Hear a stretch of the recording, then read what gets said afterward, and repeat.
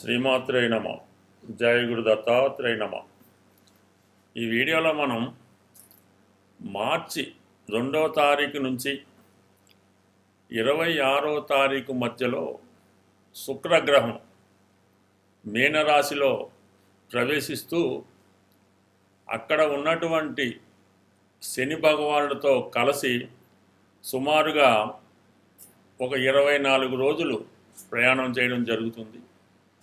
శుక్రుడు ఉచ్చక్షేత్రంలో చేరడం వల్ల అక్కడ మాలవ్య మహాపురుష యోగం అనే పంచమహాపురుష యోగం ఒకటి ఏర్పడడం జరుగుతుంది. అంటే ఈ యోగం కొన్ని రాసుల వారికి మాత్రమే వర్తించడం జరుగుతుంది.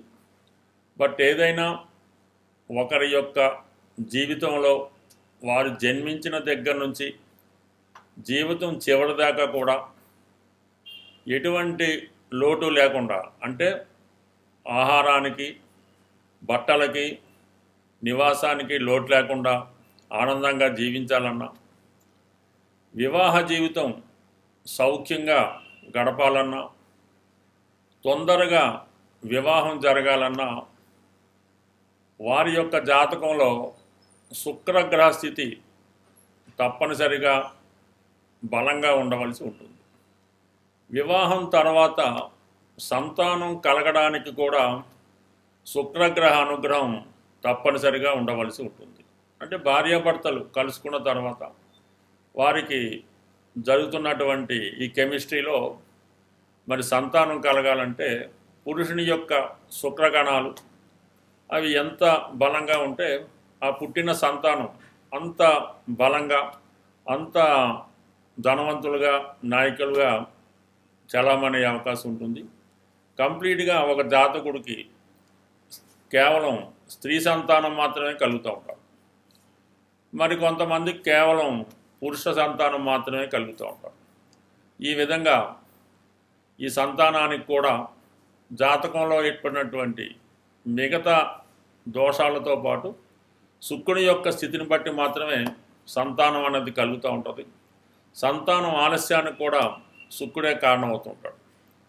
అలాగే స్త్రీల విషయంలో వచ్చినప్పుడు స్త్రీలు చాలా పవిత్రంగా, గౌరవప్రదంగా జీవించాలన్నా, వారి చక్కగా అందంగా ఉండాలన్నా, అంటే ఏదన్నా ఒక సినిమా పరిశ్రమలో బాగా హీరోయిన్గా రాణించాలన్నా, ఒక టీవీ రంగంలో బాగా రాణించాలన్నా, సెలబ్రిటీ రంగంలో చక్కగా రాణించాలన్నా కూడా, ఒక బ్యూటీ కాంపిటీషన్లో నెగ్గాలన్నా కూడా శుక్రుడు వారి జాతకంలో బలంగా ఉన్నప్పుడు కామన్గా వాళ్ళ జీవితంలో ఒక సెలబ్రిటీలాగా, ఎక్కడికి వెళ్ళినా ఒక దేవతలాగో లేదంటే ఒక అమ్మవారిలాగో కనబడడం జరుగుతూ ఉంటుంది.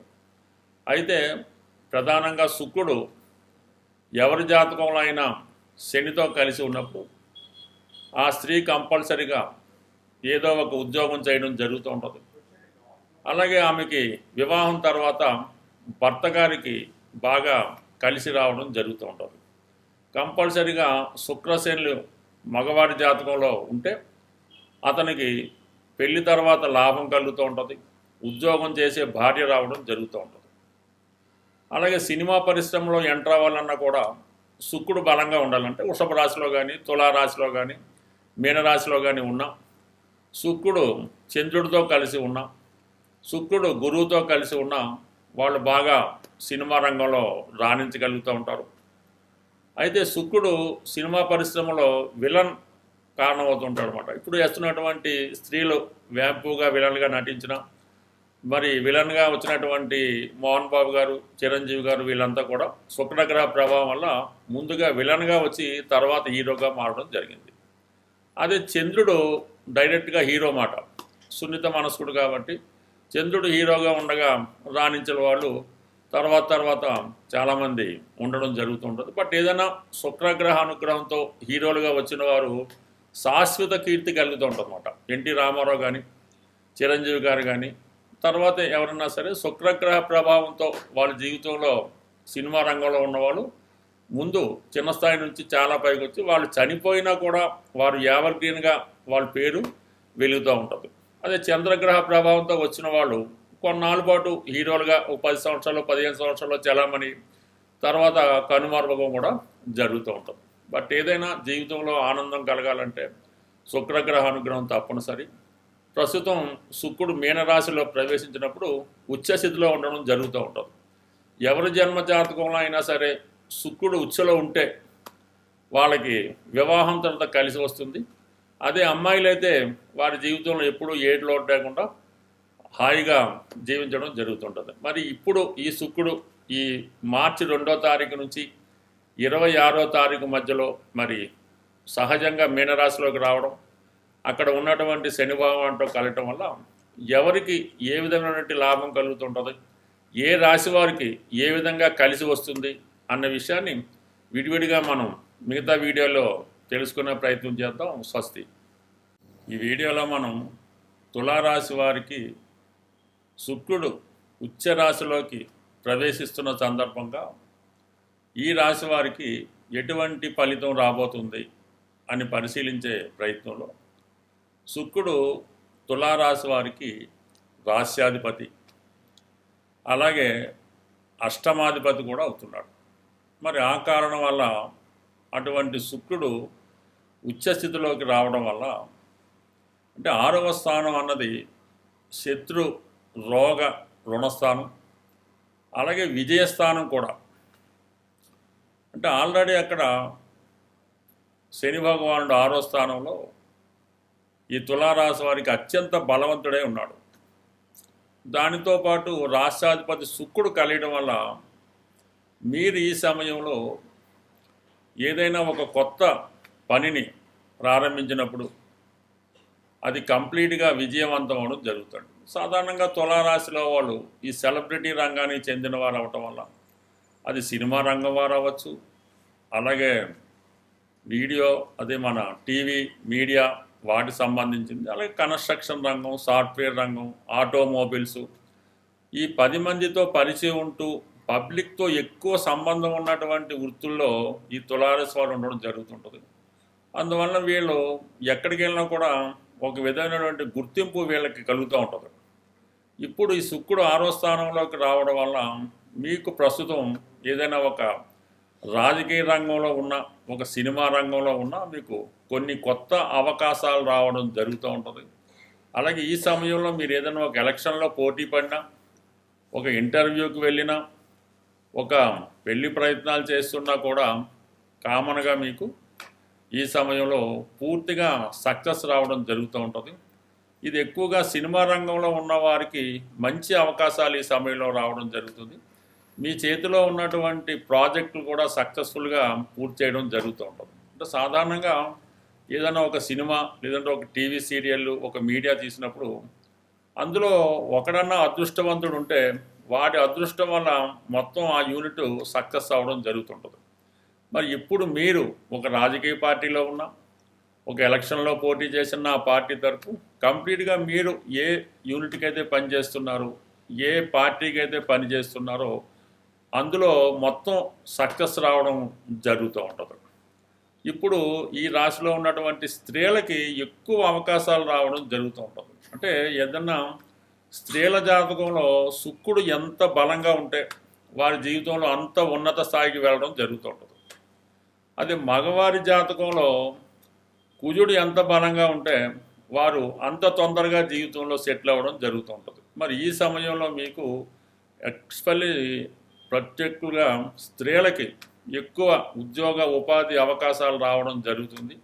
అంటే మీరు ఏదైనా ఒక మహిళా మండలిలో ఉన్న, ఒక రాజకీయ రంగంలో ఉన్న కంప్లీట్గా మీకు ఒక ఆర్గనైజర్గా ఒక గుర్తింపు రావడం జరుగుతుంది. ఏదో ఒక రాజకీయ పదవి మీకు ఈ సమయంలో రావడం జరుగుతూ ఉంటుంది. అలాగే చాలా కాలంగా మీకు వేధిస్తున్నటువంటి ఒక రుణం, అంటే అది ఏదైనా ఒక స్థిరాస్తి కొన్నప్పుడు, ఒక వాహనం కొన్నప్పుడు, ఏదైనా ఒక ప్రాజెక్టు కొన్నప్పుడు కొంత లంసంగా ఉన్నటువంటి అప్పు ఏదైనా ఉంటే, రుణం ఏదైనా ఉంటే అది ఈ సమయంలో తీరడం జరుగుతూ ఉంటుంది. కొంతమంది ఏదైనా ఒక దీర్ఘకాలిక అనారోగ్యంతో ఇబ్బంది పడుతుంటే వారు ఈ సమయంలో ఈ అనారోగ్యం నుంచి బయటపడడం రావడం జరుగుతూ ఉంటుంది. సో అలాగే మీ కుటుంబంలో ఒకరికి ఎస్పెషల్లీ వ్యక్తిగతంగా మీ కుటుంబంలో స్త్రీలకి అంటే మీ భార్యకి కానీ కుమార్తెకి కానీ కోడళ్ళకి కానీ ఎవరికన్నా సరే కంప్లీట్గా వారి యొక్క స్థాయిని బట్టి ఏదైనా ఒక ఉద్యోగంలో ప్రవేశించడం కానీ వారికి వివాహపరంగా ఏవైనా సమస్యలు ఉంటే సాల్వ్ అవడం కానీ జరిగే అవకాశం ఉంది. బట్ ఏదైనా తులారాశి వారి యొక్క ప్రస్తుత హోదా కన్నా రేపు రాబోయే మార్చి 2 తర్వాత వారి యొక్క స్థాయి మరింత పెరగబోతుంది. ఎక్కువ విజయావకాశాలు మీకు రావడంతో 10 మంది దృష్టి మీ మీద ఉండడం జరుగుతుంది. స్వస్తి. జీవితంలో అదృష్టవంతులు అవ్వాలంటే శుక్రుడు వారి జన్మజాతకంలో బలంగా ఉండాలి. శుక్రుడు బలవంతుడు అవ్వాలంటే జాతకుడు కొన్ని నియమాలు పాటించవలసి ఉంటుంది. అవి వీలైతే ప్రతిరోజు కూడా శుభ్రమైనటువంటి వస్త్రాలు ధరించవలసి ఉంటుంది. అంటే ఒకసారి ధరించినవి తిరిగి ధరించకుండా ఉతికి ఆరేసినటువంటి బట్టలు అవి ప్రతిరోజు ధరించడం వల్ల, అలాగే శుక్రవారం రోజు కంప్లీట్గా మీరు ఏదైనా అమ్మవారు ఆలయాన్ని దర్శించడం కానీ ఇంట్లోనే అమ్మవారిని పూజించుకోవడం జరుగుతూ ఉంటుంది. శుక్రవారం సాయంకాలం రోజు అమ్మవారికి ఎరుపు రంగు పూలతో అలంకరించి నెయ్యి దీపం వెలిగించవలసి ఉంటుంది. అంటే ఇప్పుడైతే చిన్న చిన్న గృహాలు కాబట్టి పర్వాలేదు. సాయంకాలం పూట దీపాలు వెలిగించే ముందు పెరటి తలుపులు అంటే ప్రధాన సింహద్వారం కాకుండా బ్యాక్ డోర్, ఆ డోర్ని కంప్లీట్గా క్లోజ్ చేసి దీపాలన్నీ వెలిగించిన తర్వాత సాయంకాలం సూర్యాస్తమైన తర్వాత మరి అమ్మవారి దగ్గర నేతితో వెలిగించినటువంటి దీపాన్ని వెలిగించి మీకు వచ్చినటువంటి అమ్మవారి లక్ష్మీ అష్టోత్తరము, కనకదార స్తోత్రమో, శ్రీ సూక్తం చదివినా విన్నా పర్లేదు. అలాగే 6 సంఖ్య కలిగినటువంటి 6 రూపాయలు కానీ 60 రూపాయలు కానీ 600 కానీ ఏదైనా ఒక అమ్మవారి దగ్గర ఒక జాడీ లాంటిది అంటే ఉప్పేసుకునే జాడీ లాంటిది పెట్టి, తెలుపు రంగు అయితే మరీ మంచిది. అందులో ప్రతి శుక్రవారం కూడా ఈ 6 సంఖ్యతో కలిగినటువంటి ఇప్పుడు ఉన్నటువంటి ఒక 3 10 రూపాయల కాయిన్లు అయ్యచ్చు, ఒక 3 రూపాయి కాయిన్లు, అలాగైనా 6 సంఖ్య అంటే నాణ్యాలు లెక్క ఇక్కడ 6 సంఖ్య వచ్చే విధంగా మీరు ప్రతి శుక్రవారం అమ్మవారి దగ్గర వేయడం వల్ల, అలాగే ఏదో ఒక శుక్రవారం యాలకులు మంచి పుష్టిగా ఉన్నటువంటి ఆరోగ్యకరమైనటువంటి యాలకులు సుమారు ఒక 41 యాలకులు తీసుకొని అవి శుభ్రంగా దండగా గుచ్చి అమ్మవారికి అలంకరించడం వల్ల అవి ఒక సంవత్సరం పాటు ఉన్నా ఇబ్బంది లేదు. ఈ విధంగా అమ్మవారిని యాలకులతో అలంకరించడం, శుక్రవారం రోజు ఈ విధంగా విధి విధానంగా పూజ చేయడం వల్ల నెమ్మదిగా మీకు వారం మీ యొక్క ఆర్థిక స్థితి మెరుగవుతుంది. అలాగే కుటుంబంలో ఉన్నటువంటి స్త్రీలకి ఎటువంటి ఇబ్బంది కలగకుండా, వారి కంటి నుంచి కన్నీరు రాకుండా జాగ్రత్తగా కాపాడుకుంటే మంచిది. అలాగే స్త్రీలు కూడా సాధ్యమైనంత వరకు ప్రతిరోజు కూడా సాంప్రదాయమైనటువంటి దుస్తులు ధరిస్తూ శుచిగా శుభ్రంగా ఉండడం వల్ల ఆ గృహం లక్ష్మీ కళ తాండవిస్తూ ఉంటుంది. అలాగే వంటగది కూడా చాలా నీట్గా, అంటే మీ యొక్క వంటగదిని బట్టి మీ యొక్క ఆర్థిక స్థితి అన్నది చెప్తూ ఉంటుంది. అందువల్ల ఏంటంటే వంటగది కూడా ఎప్పుడు లోటు రాకుండా శుభ్రంగా ఉంచుకోవడం వల్ల కంప్లీట్గా మీ గృహంలో అందరూ ఆరోగ్యంగాను, ఆనందంగాను, ఐశ్వర్యంగాను ఉండే అవకాశం ఉంది. స్వస్తి.